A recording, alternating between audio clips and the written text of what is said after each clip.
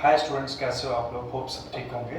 तो आज हम एक न्यू चैप्टर पे वीडियो बनाने जा रहे हैं जिसका नाम है अकाउंटिंग क्वेश्चंस। ठीक है, क्लास 11th। ठीक है, अब क्लास 11th में जब स्टूडेंट्स न्यू न्यू एंटर करता है तो उसको चैप्टर जो निकालने के लिए मिलता है प्रैक्टिकली वो है अकाउंटिंग क्वेश्चन। पहले एक दो चैप्टर थ्योरी भी है, लेकिन जो उसको प्रैक्टिकल चैप्टर मिलता है ना वो है अकाउंटिंग इक्वेशंस। ठीक है, आज हम उसके क्वेश्चन सॉल्व करेंगे। फॉर्मेट आपके सामने बना हुआ है और स्टूडेंट्स जानते हैं कि जब तक आपने 11th पढ़ना है फॉर्मेट आपके सामने आएंगे। फॉर्मेट मतलब इस तरीके से इसका स्ट्रक्चर है। ठीक है, तो अकाउंटिंग क्वेश्चंस में सबसे पहले ये फॉर्मेट आ गया आपका। ये ट्रांजेक्शन है। ट्रांजेक्शन मतलब कि ऐसे ऐसे बातें हुई हैं बिजनेस में, ये हुआ, इवेंट हुआ है। एसेट्स, एसेट्स होता है प्रॉपर्टी ऑफ द बिजनेस का। प्रॉपर्टी एसेट्स में क्या क्या चीज़ें आती है, जैसे कैश, ये भी प्रॉपर्टी है। उसका स्टॉक प्रॉपर्टी है। डेटर्स, डेटर्स क्या होते हैं, जिन लोगों को हम उधार पे सामान दे रहे हैं। तो जिन लोगों को हम उधार पे सामान देंगे नेचुरली वो आपको पैसा वापस देंगे, तो वो भी प्रॉपर्टी होगी। ठीक है ना, फर्नीचर, लैंड, बिल्डिंग, ये चीज़ें जो है हमारे एसेट्स कहलाते हैं। ठीक है, अब आगे कैपिटल। कैपिटल क्या होता है, जैसे कोई बिजनेसमैन बिजनेस स्टार्ट करता है तो स्टार्टिंग में वो लगाता है पैसे, कैश हो गया। जरूरी नहीं कि कैश ही कैपिटल है। अब स्टार्टिंग में वो लैंड लगाए, बिल्डिंग, फर्नीचर, जो भी फर्स्ट टाइम वो लगाता है बिजनेस में उस सबको क्या बोला जाता है, कैपिटल। ठीक है, उसके बाद है लायबिलिटी। और लायबिलिटी के बारे में तो बता आपको, लायबिलिटी होती है जिम्मेदारी। ठीक है, जिम्मेदारी, जैसे हमने बिजनेसमैन ने अगर सामान खरीदा उधार पे तो मेरी क्या बन गई लायबिलिटी की, उसको पैसा हमने देना। ठीक है, अब हम ट्रांजेक्शन नंबर 1 को डिस्कस करेंगे। जैसे यहाँ लिखा हुआ है कि रहीम स्टार्टेड बिजनेस विद कैश। जैसे रहीम, सपोज करो मैं रहीम हूँ, तो मैंने बिजनेस को स्टार्ट किया 2 लाख से। ठीक है, अब मैं रहीम हूँ, मैंने बिजनेस में 2 लाख रुपए लाया है। ठीक है नहीं, अब बिजनेस में क्या आया, पैसे आए हैं, और पैसे मतलब कैश आया। अब कैश एसेट में आएगा, कैपिटल में आएगा, लायबिलिटी में आएगा। ठीक है, सुनो मेरी बात, कैपिटल में भी आएगा, मैंने बताया था। अब बिजनेसमैन पैसा लगा रहा है तो वो क्या हो गया, कैश हो गया, कैश आता है एसेट में, और जो पैसा स्टार्टिंग में लगा रहा हूँ वो कैपिटल भी हो गया। ठीक है, आपने एक चीज का ध्यान रखना है कि ये दोनों साइड जो है ना ये बराबर करनी है। ये बराबर कैसे करनी है, क्योंकि यहाँ क्या लिखा हुआ इक्वेशन। इक्वेशन क्या होता है, दोनों साइड्स बराबर। और अकाउंटिंग क्या होता है, हिसाब किताब करने का प्रोसेस। ठीक है, अब यहाँ देखेंगे इसको हम बराबर कैसे करें। ठीक है, तो नंबर 1 हमारे पास कैश। देखो अगर बिजनेस स्टार्ट किया तो कैश आया, कैश कितना आया हमारा 2 लाख रुपए लिख लिया। ठीक है हमने, ठीक है, अब मैंने बोला आपको बराबर करनी है। ठीक है, इक्वेशन, ठीक है नहीं। अब ये कैश 2 लाख रुपए आ गया, यहाँ पे कैपिटल। अब देखो स्टार्टिंग में बिजनेस स्टार्ट करेगा तो जो लगाएगा बिजनेस में उसको क्या बोलते हैं, कैपिटल। तो ये आ गया आपका 2 लाख रुपए आपका कैपिटल आ गया। ठीक है, इधर आपने सिंपल एक लाइन लगानी है जहाँ पर क्या आ गया, नीचे सेम अमाउंट कितना आ गया, यानी कि कैश मतलब पहली ट्रांजेक्शन के बाद कैश हमारे पास 2 लाख रुपए है, और पहली ट्रांजेक्शन के बाद कैपिटल हमारे पास कितना है, 2 लाख रुपए। ठीक है, इसको हम बोलेंगे फर्स्ट इक्वेशन। ये आपके आगे फर्स्ट इक्वेशन। ठीक है, यानी कि इक्वेशन मतलब पहली ट्रांजेक्शन के बाद दोनों साइड्स हमारी इक्वल है, इट मींस हमारा क्वेश्चन ठीक चल रहा है। जिस इक्वेशन में आपकी दोनों साइड्स में डिफरेंस आ जाए, फर्क आ जाए, समझ लेना हमारा क्वेश्चन गलत चल रहा है। ठीक है, नेक्स्ट देखते हैं, परचेज फर्नीचर फॉर कैश।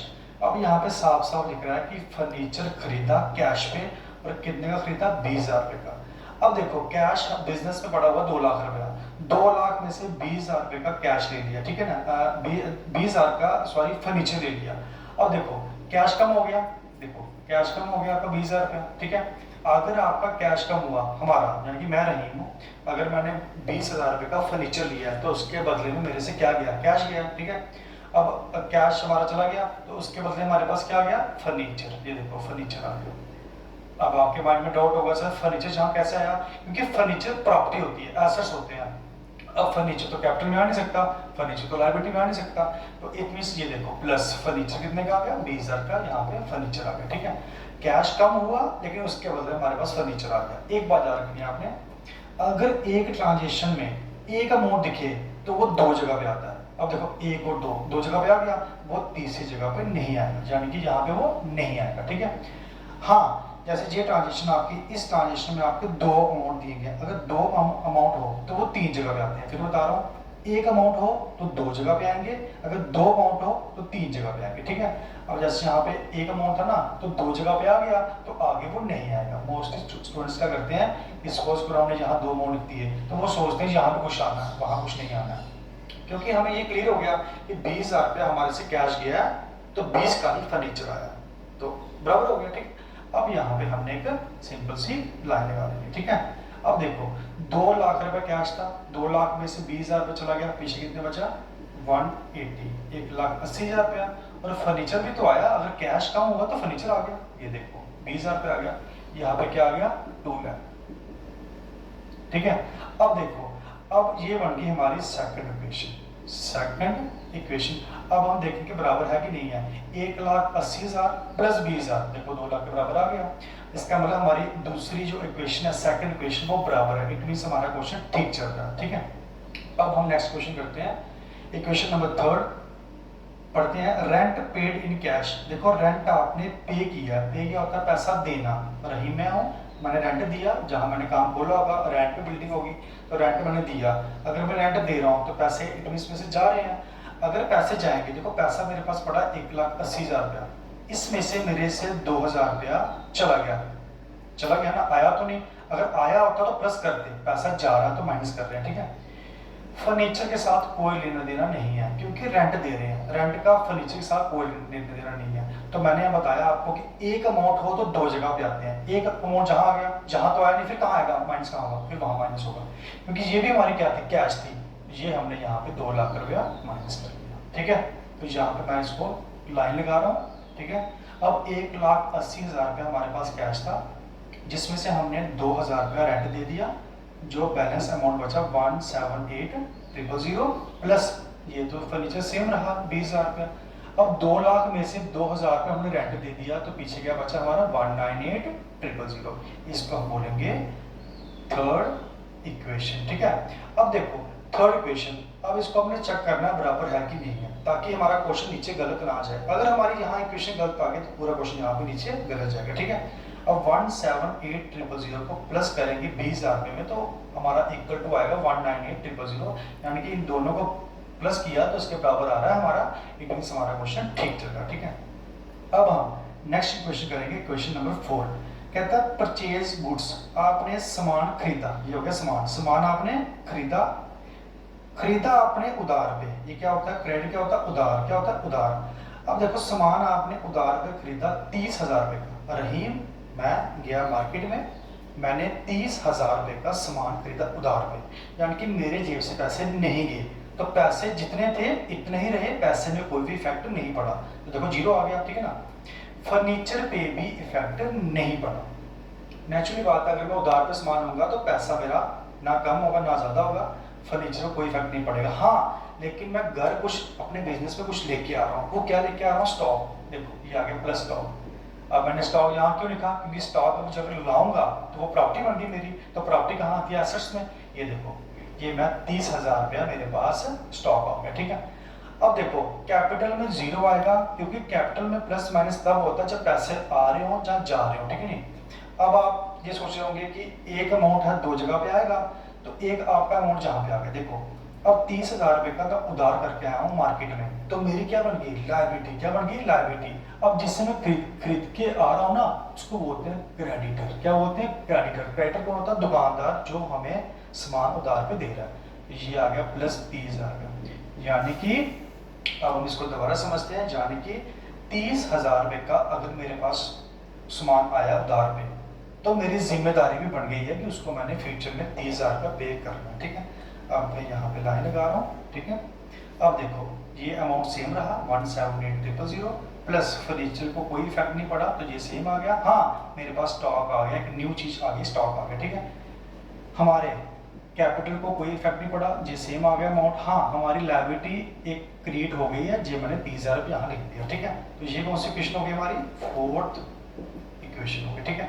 अब आप क्या करेंगे, कैलकुलेटर पे इसको प्लस करेंगे तीनों अमाउंट को, और इनको प्लस करेंगे, आपका अमाउंट बराबर आएगा। अगर बराबर आ रहा है इट मींस कि हमारा क्वेश्चन ठीक चल रहा है, तो मेरे हिसाब से भी बराबर आ रहा है, हमारा क्वेश्चन ठीक चल रहा है, ठीक है। अब हम लास्ट क्वेश्चन करेंगे जिसमें मोस्टली बच्चे गलती करते हैं, क्योंकि यहाँ पे अमाउंट कितने आ गए, 2 अमाउंट आ गए, देखो।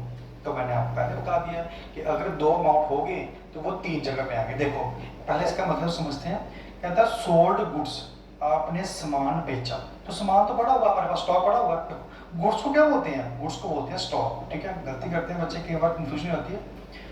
गुड्स क्या बोलते हैं, स्टॉक। और स्टॉक पड़ा हमारे पास 30,000 रुपये का, अब स्टॉक हमने बेच दिया 20,000 का स्टॉक, कितने का बेचा, 25 का प्राइस, कॉस्ट प्राइस होता जो हमारे पास पड़ा था, यानी कि पड़ा हमारे पास 30,000 का, लेकिन हमने 20,000 रुपये का सामान उठाया वहां से और 25 का बेच दिया, और वो भी बेचा कैश में। किसे बेचा हमने, कैश पे। कई बार हम सामान बेचते हैं लेकिन बेचते उधार पे हैं, लेकिन इस ट्रांजेक्शन में हमें साफ साफ लिख रहा है कि 20,000 का सामान दिया 25 का, लेकिन दिया हमने कैश पे, तो इट मीन हमारे पास कैश आ रहा है।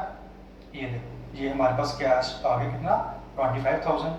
फर्नीचर का हमसे कोई लेना देना नहीं है, क्योंकि हमने फर्नीचर नहीं बेचा, हमने स्टॉक बेचा है। तो स्टॉक ये आ गया, स्टॉक हमारा, तो स्टॉक कितना कम होगा, 20,000। क्लियर हो गया आपको। तो मैंने क्या बोला था, अगर दो अमाउंट हो तो तीन जगह पे आएंगे। अब समझो, यहाँ पे 20,000 का स्टॉक बेचा 25,000 का, तो प्रॉफिट कितना हुआ, 5,000। अब यहाँ पे प्रॉफिट हम प्लस कर देंगे, ठीक है, ये हो गया प्रॉफिट प्लस हो गया। अब यहाँ पे क्या गया, जीरो, क्योंकि दो अमाउंट थे तीन जगह पे आ गया, 1 2 3, तो फिर और कहीं भी नहीं आएंगे, सब जगह जीरो आएगा। देखो, अगर 25 का स्टॉक गुड्स 20 का बेचा होता, इट मीन्स के लॉस होता, तो लॉस यहाँ से माइनस करते, बट इस इक्वेशन में हमें प्रॉफिट हो रहा है, तो प्रॉफिट क्या होगा, प्लस होगा, ठीक है। अब यहाँ पे हम एक लाइन लगा रहे हैं, ठीक है। अब देखो, यहाँ पे अमाउंट आएगा, प्लस कर लेते हैं इसको, 13 हो गया, 790 हो गया, ये आ गया 2,03,000 आ गया आपका, प्लस यहाँ क्या हो गया आपका, 20,000 हो गया। और देखो, गुड्स यानी कि स्टॉक 30,000 का पड़ा था, उसमें से 20 का बेच दिया, पीछे कितना बचा, 10,000 का बैलेंस स्टॉक बच गया, ठीक है हमारा। अब 198 जो हमारा कैपिटल था, उसमें हमारे पास 5,000 रुपये और आ गया, ये 5,000 क्या आ गया हमारे पास, प्रॉफिट। तो प्रॉफिट जब 5,000 आया तो टोटल कितना हो गया, 2,03,000 हो गया, प्लस लायबिलिटी हमारी वही रही, इसको हमने भी पैसा वापस नहीं दिया। तो क्वेश्चन हमारा कंप्लीट है। जब कंप्लीट क्वेश्चन होता है तो ये है, इसको हम यहाँ पे डबल लाइन लगाते हैं। डबल लाइन को क्या बोलते हैं, ग्रैंड टोटल, ठीक है। जब डबल लाइन लग गई, इसका मतलब हमारा क्वेश्चन आगे नीचे नहीं जा सकता। इसको हम क्या बोलेंगे, फाइनल इक्वेशन। क्योंकि फाइनल इक्वेशन इसलिए लिख रहे हैं क्योंकि इसके नीचे हमारे पास इक्वेशन यहाँ पे अवेलेबल नहीं है। अब क्या करेंगे, कैलकुलेटर लेंगे आप, इन तीनों को प्लस करेंगे, इसको प्लस करेंगे, अगर ये दोनों साइड्स बराबर है, इस मींस कि हमारी इक्वेशन ठीक है।